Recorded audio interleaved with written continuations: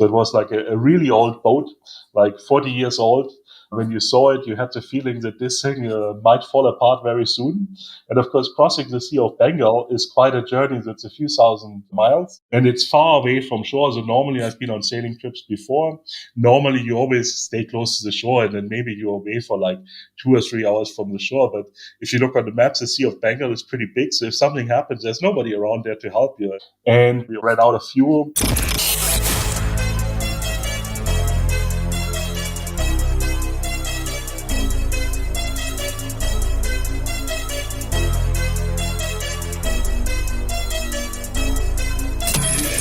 This is the Maverick Show, where you'll meet today's most interesting location-independent entrepreneurs and world travelers, and learn the strategies and tactics they use to succeed. And now, here's your host, Matt Bowles. Hey everybody, it's Matt Bowles. Welcome to the Maverick Show. My guest today is Matthias Seitler. He is a location-independent entrepreneur with a passion for community and ecosystem development.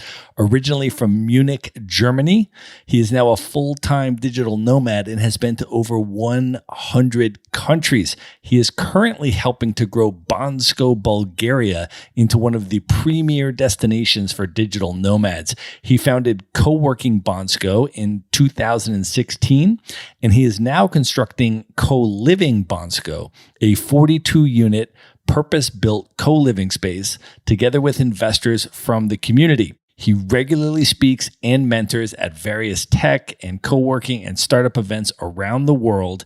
He is also the organizer of Bansko Nomad Fest, an annual week-long celebration of the location-independent lifestyle, where I will be a featured speaker later this year. Matthias, welcome to the show. Thank you, Matt, for having me. I am so excited to have you here, man. You and I have known each other for like 4 years now. And so I'm super excited to finally get you on the podcast and have this conversation. But let's just start off setting the scene, talking about where we are recording this today in good nomad fashion. We are both in totally different continents, totally different time zones.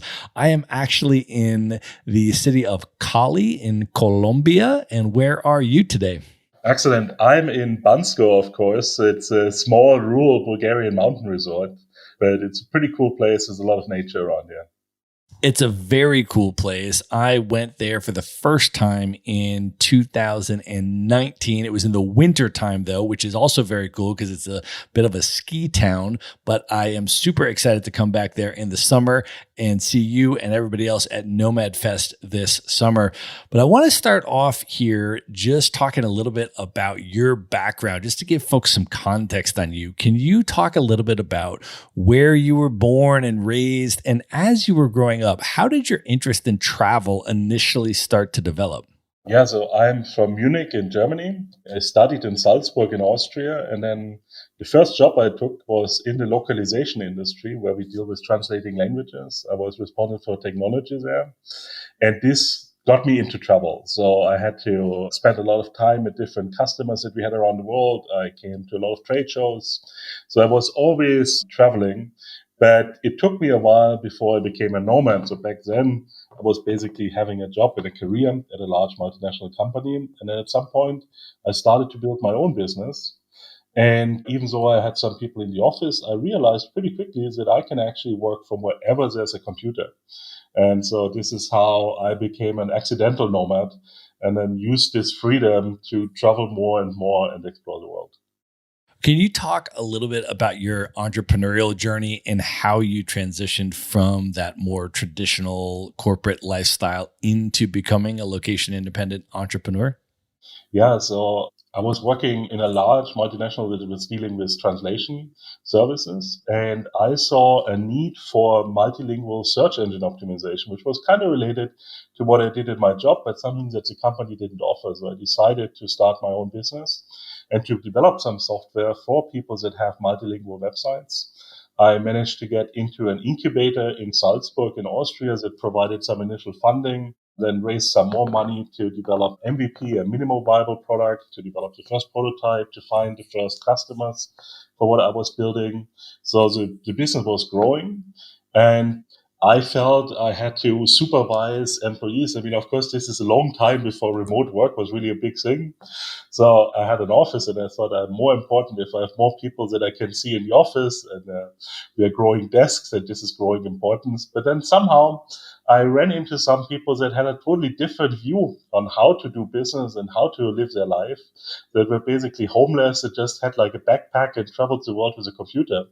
So I tried this out for a little bit.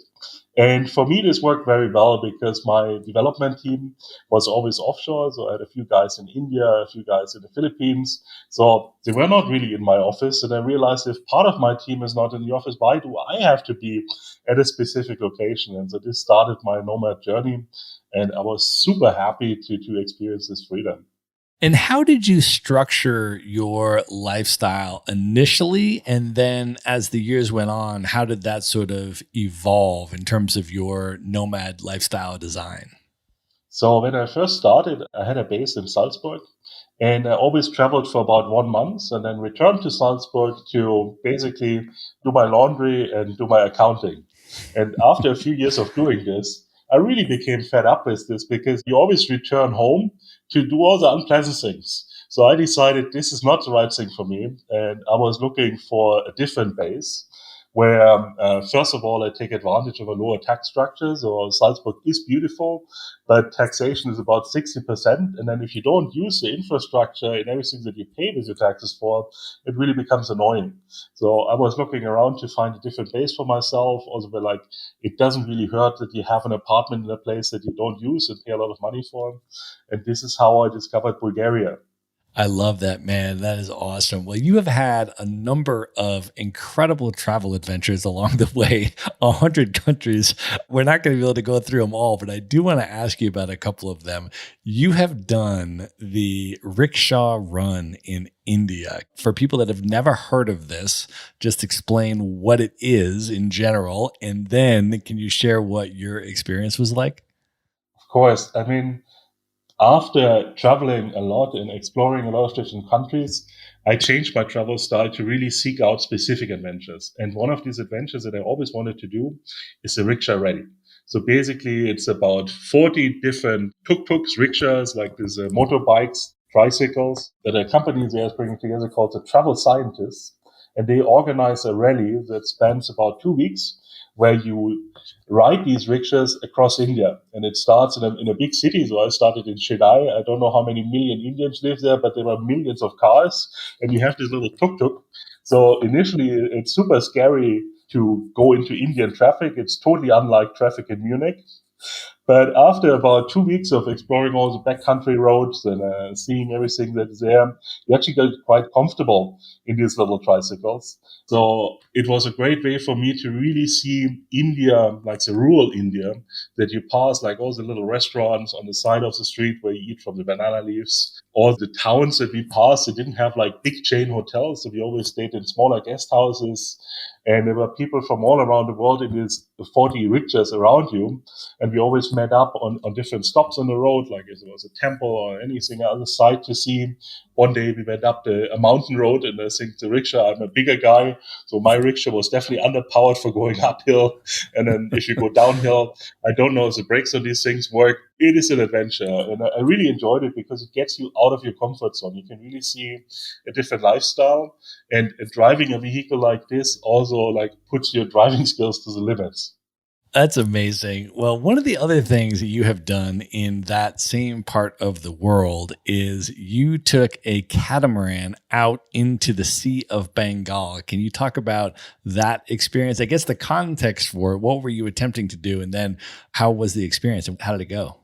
Yeah, this is also an interesting story. So I saw a guy posting on Facebook that he's looking for people that sail with him from the Maldives to Thailand. And he's looking for people that can join this trip like basically next week. So I was, okay, this sounds interesting. What they wanted to do, there was like two guys from Germany. They wanted to build a co-working space on a boat called Co-Boat. And this initial trip that I went on with them was basically to get the catamaran, buy the catamaran, and then bring it to the dock in Thailand where they wanted to do this transformation. So it was like a really old boat, like 40 years old, When you saw it, you had the feeling that this thing might fall apart very soon. And of course, crossing the Sea of Bengal is quite a journey that's a few thousand miles. It took us 18 days to actually cross it. And it's far away from shore. So normally I've been on sailing trips before. Normally you always stay close to the shore and then maybe you're away for like 2 or 3 hours from the shore. But if you look on the maps, the Sea of Bengal is pretty big. So if something happens, there's nobody around there to help you. I don't even think that you can have a helicopter to the next country because it's just far out. So we went on this catamaran trip.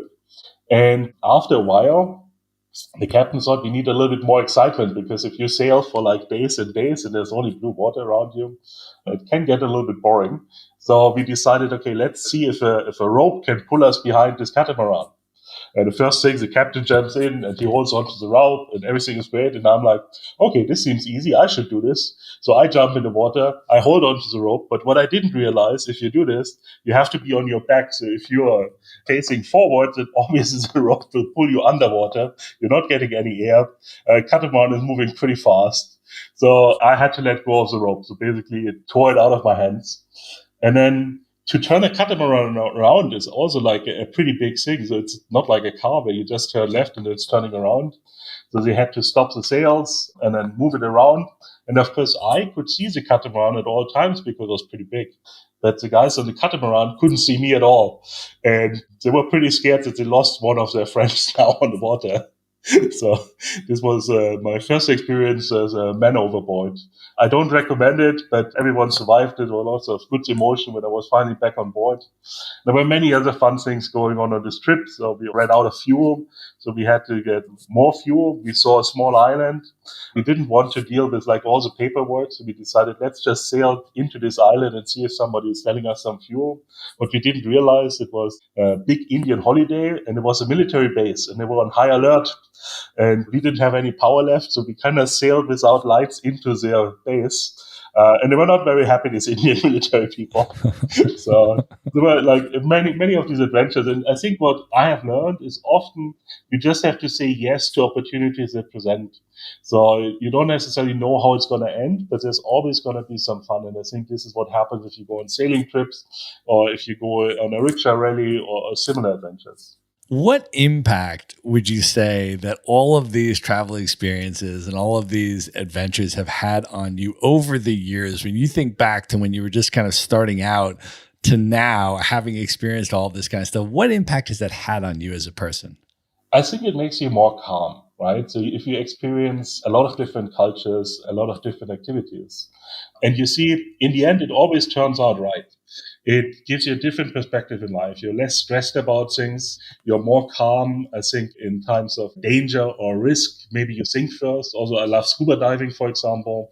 And it's also an environment where you don't want to make a lot of mistakes, right? And I think being calm and just collected, focused, I think this helps you. And if you put yourself into different situations when you travel, this trains you basically to be a little bit more relaxed when it comes to life. I love that, man. All right. I want to talk a little bit about Bansko now. Let's just go all the way back. What is sort of your origin with basically falling in love with the city of Bansko and then being really committed to building in the city of Bansko in the way that you are right now? Can you take us sort of to the beginning about how that actually came about and just talk about what you love about Bansko?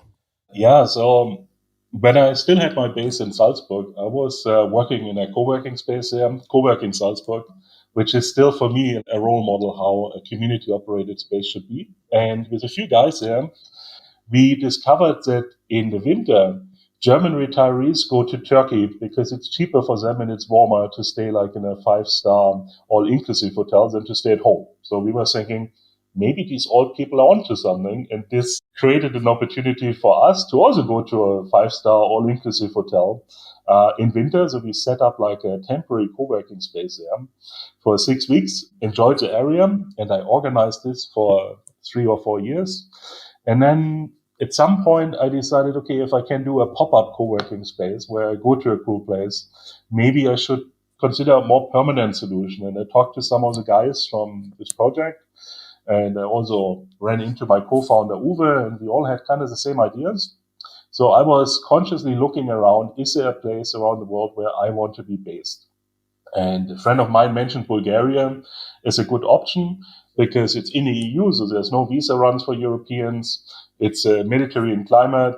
It has mountains, and most important, it has a 10% flat income tax. So for me, this was okay. Maybe this is a place I should check out. So with a few friends, we came for exploration tour to Bansko about 6 years ago in the summer. So we rented a house together to see, is this a place that could work year round? So Bansko is very famous as a ski resort. But if you're in a seasonal place, then what do you do in the off season? So we came specifically in the summer to see what's happening here in the summer. And wow, there were many, many things happening. So the town is putting on a lot of festivals during the summer season, including a jazz festival, an opera festival, a film festival, to create this idea of an all-season resort. Plus, of course, there's a lot of nature. There was like mountain biking, there was hiking, there are hot springs. It's very close to Greece, so like in 2 hours you can be on the beach. There's many things to do here. And we just loved it. And I looked at Uwe, and Uwe looked at me, and we said, okay, let's do something here. We ran into our first operations manager. She was totally excited about the idea of having a co-working space in Bansko to attract some interesting people. And we rented a small place and just decided to start. Of course, when we started, we didn't really imagine this would become one of the most attractive nomad destinations in Europe. We were more like, we need to have a small place where we can work and a shelf where we can put some board games. And then we will invite some of our nomadic friends that we're not too lonely surrounded by like all these tourist industry businesses here. And this worked great.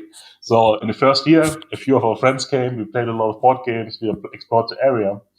But then what we didn't account for is that our friends really liked it so much that they told their friends.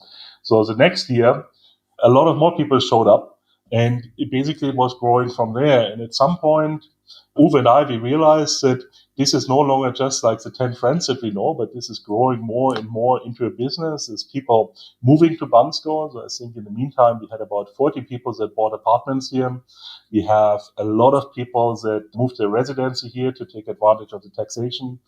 We have even the first Bansko babies, where people in our community are now growing the next generation of co-workers.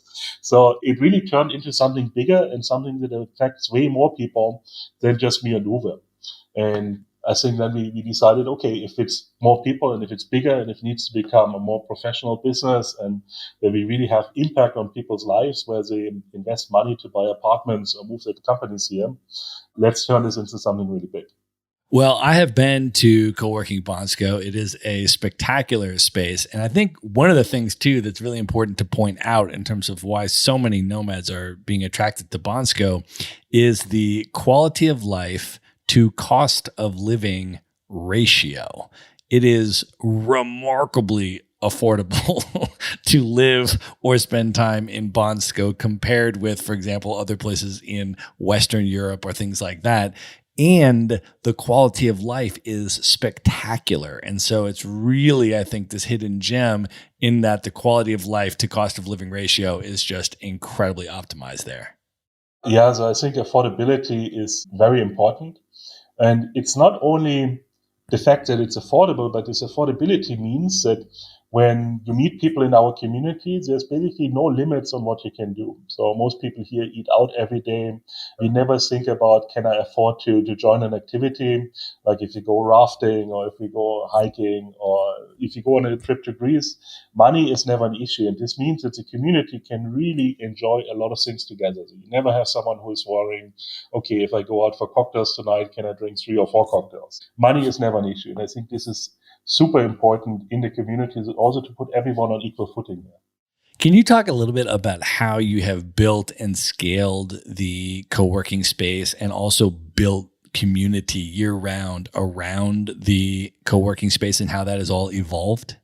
Yeah, so I think our secret is that actually the community is building most of the things that we do here. So for me, it was always important to involve other people. So we collected a lot of feedback initially from members, what they want, and we are building what they want. But they also use the co-working space in the community as a platform for all the things that they want to do. So we have people that put on their own events. We have a lot of people that help with organization or representation of the co-working space. We give people the opportunity at Nomad Fest to get us on a stage especially for people that are not professional speakers and that rarely go to events. It's a really cool experience to be on a big stage where you have a few hundred people auditorium. It gives you a lot of confidence. And this is, I think, what the magic of Bansko is. It's not so much what Matthias wants to make, but it's really what do our 100 members want to make. And then often I listen and I see how we integrate everyone into what's happening here so that they also have a feeling of ownership. That's awesome. Can you talk a little bit about the co-living space that you are currently building and what the vision is for that? Yeah, I mean, this is a super good question as a follow-up. So when I say I want people to have ownership, we tried a few times to give people ownership in the co-working space by transforming the co-working space into a co-op where people would own shares in the co-working business. But for many, many reasons, this has failed, even though I think it's a great idea. The issue with this is people don't really see investing into co-working Bansko as an investment because the margins are pretty low. I run this more as a hobby. So you're not going to get rich by investing into the co-working space. Plus, if you have 1 or 2% of the co-working space, because we have a lot of owners in the community, then also you won't have a lot of impact on the business decisions. And so this was difficult. And we came up with another idea. So a lot of people that come to Bansko, they're always looking for accommodation. And one thing that's lacking in Bansko is a little bit more premium accommodations. There's lots of apartments, but because they're super cheap, it also means that the furniture is old. The kitchen doesn't have an oven or a dishwasher. The heating system costs a lot of money because there's no insulation. So there's a lack of a little bit more premium apartment, not necessarily super luxury apartments, but just a higher standard. So I decided that maybe we should build a co-living space where people can rent accommodation in the same building where we have the co-working community. And a great way to get the community to own part of this is to offer apartments in the co-living space as an investment. Because everyone understands real estate. If you buy an apartment, you own an apartment. You have the deed to the apartment, you get the rental. If you rent it out, you can sell it if you sell it. So it simplifies a lot of things around ownership to own an apartment instead of owning a percentage of a business where you don't have a lot of impact. So we found a building here that is suitable as a co-living space. It's about 42 units. It has 700 square meters of communal area that we will operate as co-living space and co-working space, meaning there will be a kitchen, there will be meeting rooms, there will be activity rooms. There will be a small restaurant area where we can invite a commercial chef from time to time. There will be a large open work area, an outdoor area, little private offices. So basically, it does everything what I wanted to do. And I think it does everything what we need to grow the community to the next level. When do you expect that it might be operational? So we have collected the commitments from the first buyers for apartments. We are in the contracting with a building company. And the plan is to complete the building by May next year. So it will take about 12 months, which I think is great because this means a summer opening next year. Amazing. That's so awesome. Well, I am on my way to Bansko this summer to speak at your Bansko Nomad Fest. And I want to talk a little bit about that. Maybe let's just start back a little bit, though, with the origin of Bansko Nomad Fest. How did you initially come upon the idea and decide to do it? When did it start? And how has it evolved since? So the idea for Bansko Nomad Fest is that Bansko is a little bit away from the beaten paths for travelers. So you have to come here to come to the co-working space. You have to travel here, right?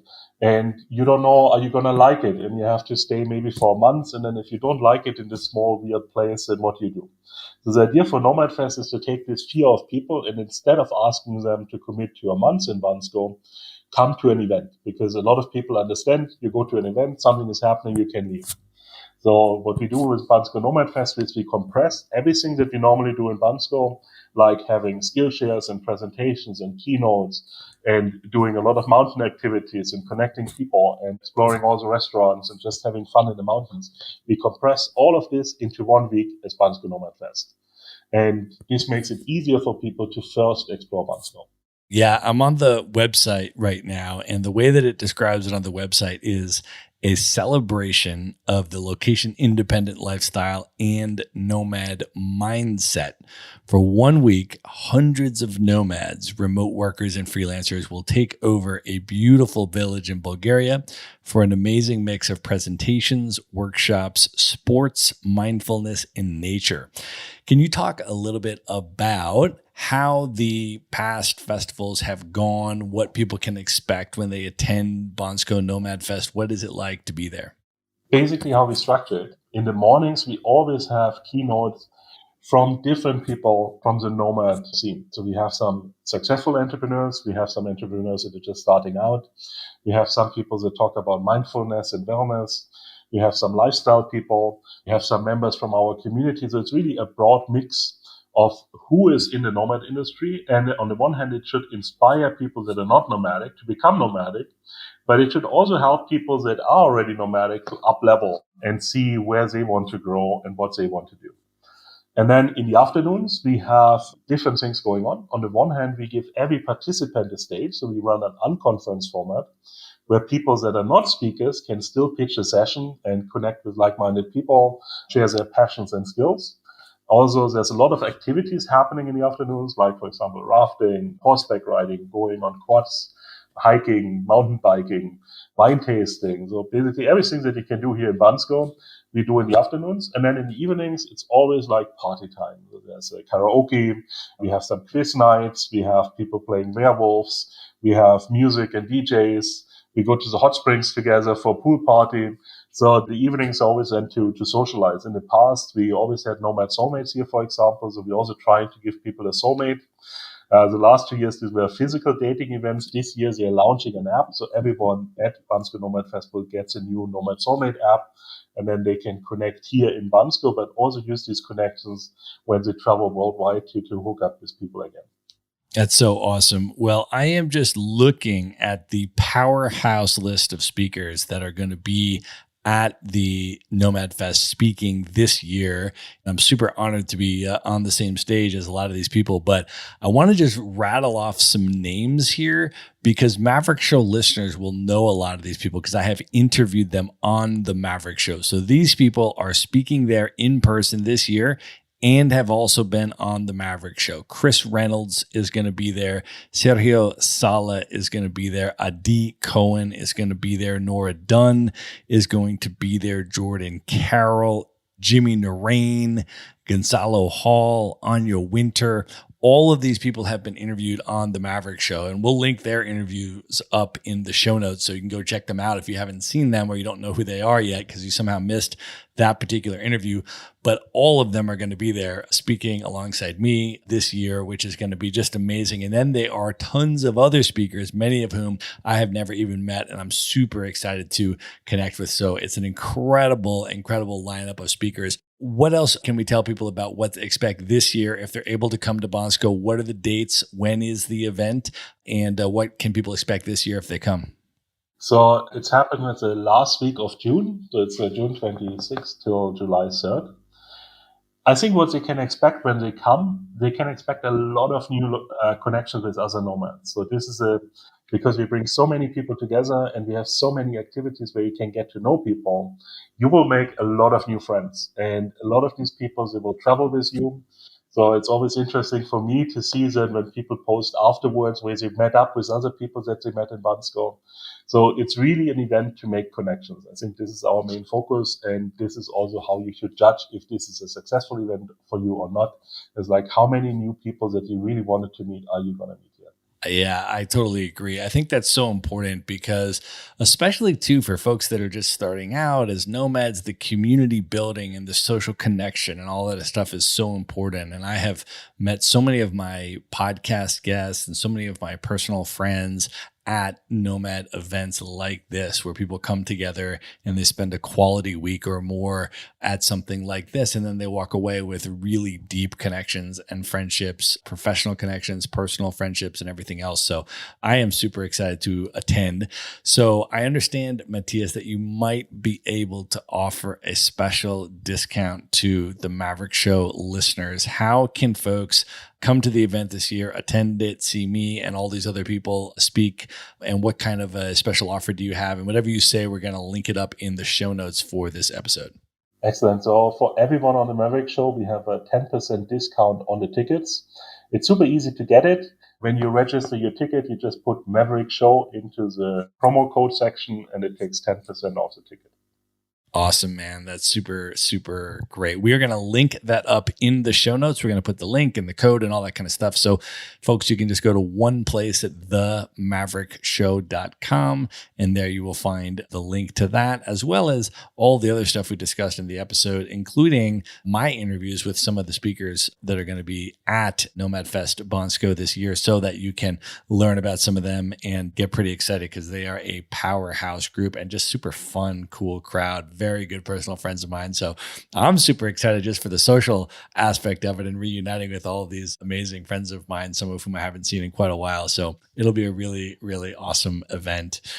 Matthias, any other tips for folks if they want to come to Bansko, just as they're thinking about logistics, accommodations, things like that? What should they be thinking about in terms of those types of things?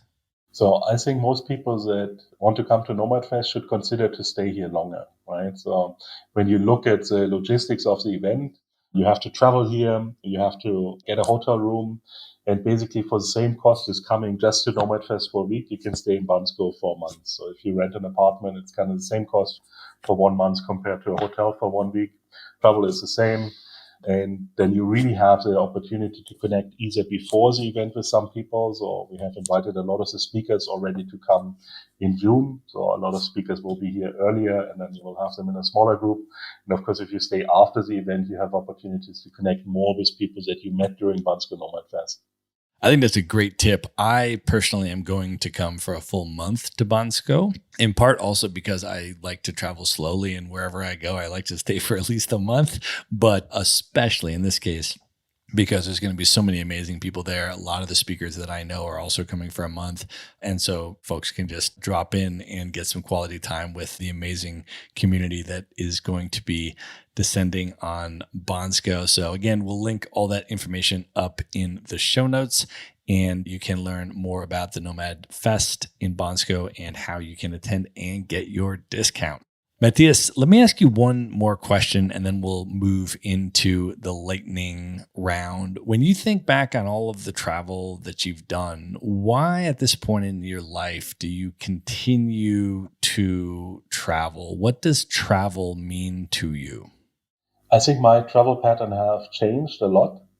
So initially I traveled just to explore the world. In the meantime, I've changed my travel patterns to go to specific places for specific reasons. For example, going to conferences, going to festivals, going to events, or going for activities.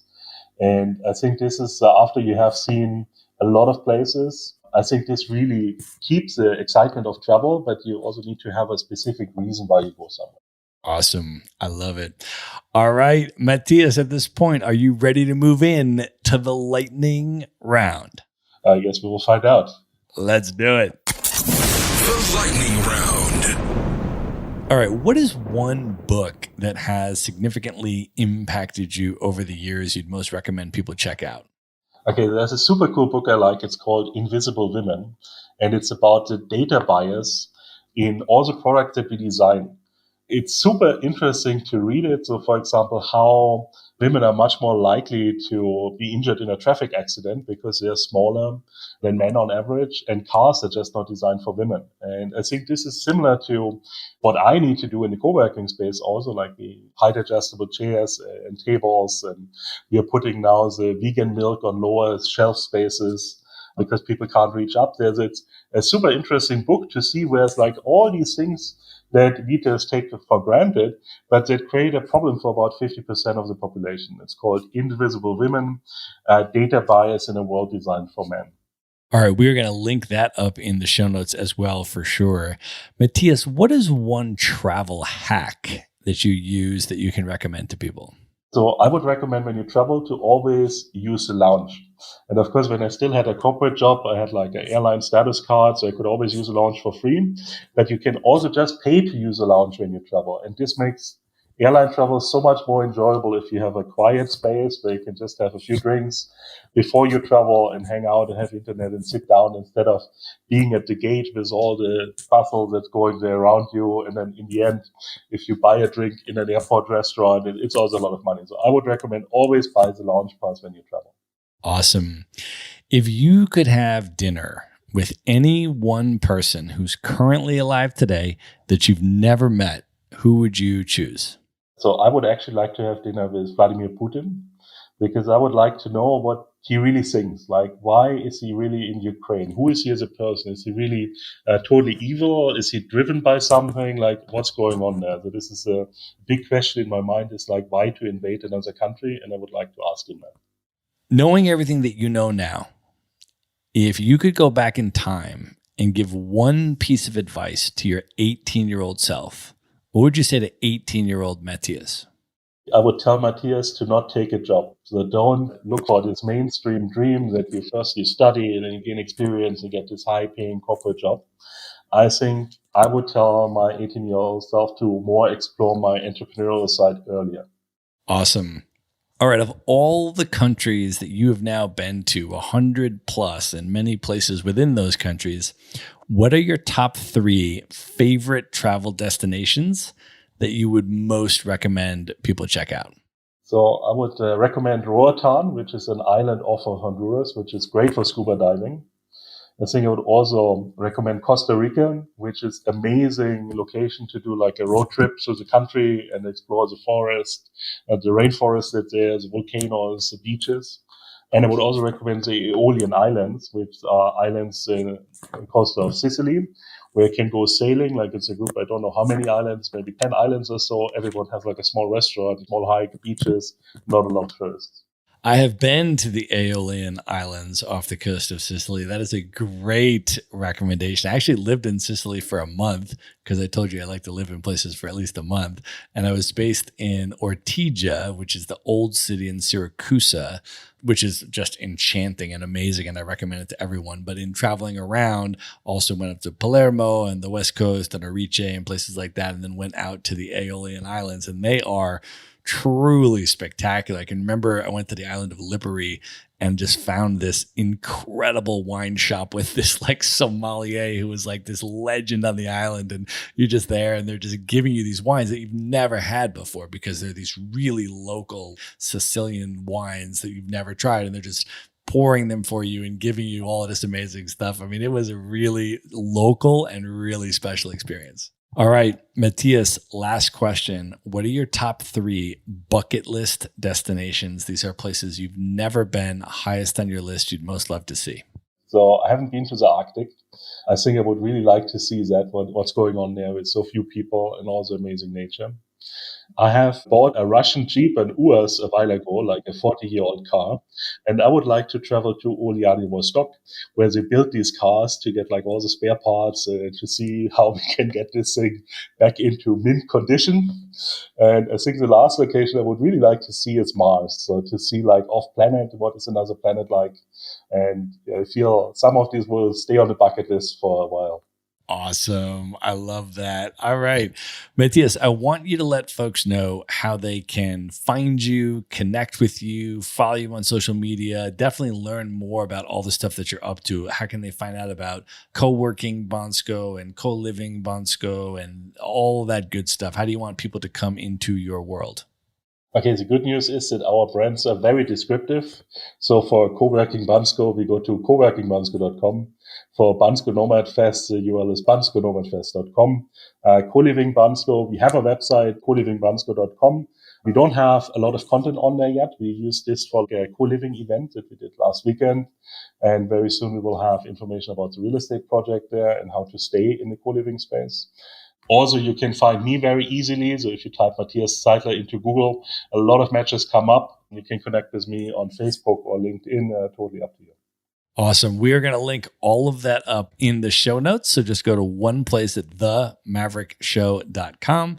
There you will find all the websites, the social media handles, the links to all the books and everything else that we mentioned in this episode. And most importantly, the link and the discount code to come to Bansko Nomad Fest to hang out with me and all the other amazing people that are going to be there.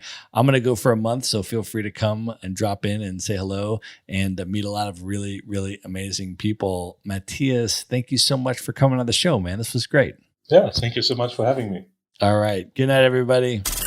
Be sure to visit the show notes page at themaverickshow.com for direct links to all the books, people, and resources mentioned in this episode. You'll find all that and much more at themaverickshow.com. Learn how Maverick Investor Group can help you buy cash flowing rental properties in the best U.S. real estate markets, regardless of where you live. Schedule a free phone consult today at themaverickshow.com/consult. Now you can buy rental properties with tenants and local property management in place, so you don't have to be a landlord or a rehabber. To get your questions answered and discuss how Maverick Investor Group can help you meet your real estate investing goals, schedule your free phone consult today at themaverickshow.com/consult.